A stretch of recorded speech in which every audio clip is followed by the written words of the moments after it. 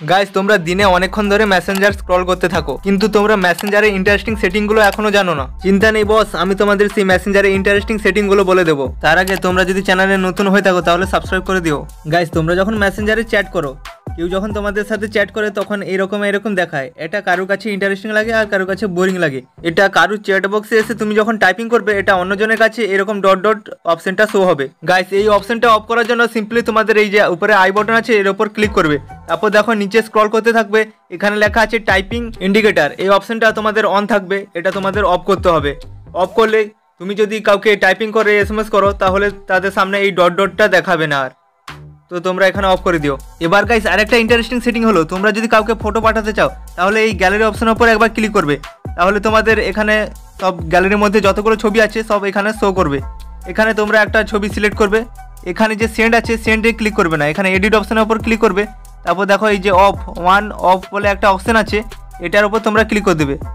এটার পর ক্লিক করে তোমরা ওকে করবে, তারপরে সেন্ড করবে। তাহলে এখানে কি হয়, তুমি ধরো কাউকে এখানে ছবি পাঠিয়েছো, কখনোই সে ডাউনলোড করতে পারবে না কিংবা স্ক্রিনশট আরে করে রাখতে পারবে না, সে শুধু একবার ছবিটাকে দেখতে পারবে। এই ফিচার্সটা পার্সোনালি আমার খুব ভালো লেগেছে। এটা মেসেঞ্জারে একটা সেফটি ফিচার্স। অচেনা কাউকে ছবি পাঠালে তুমি এইরকমভাবে পাঠিও। গাইস তোমরা আই বাটনে ক্লিক করলে আর একটা ইন্টারেস্টিং ফিচার্স পেয়ে যাবে। এখানে দেখো টাইপিং ইন্ডিকেটর, এর যে ওপরে আছে রিড রিসিভ, এখানে তোমরা যদি অন থাকে এটা অফ করে দিও।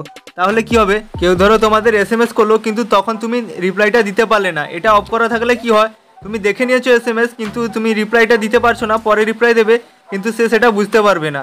তো এটা অফ করে দিও।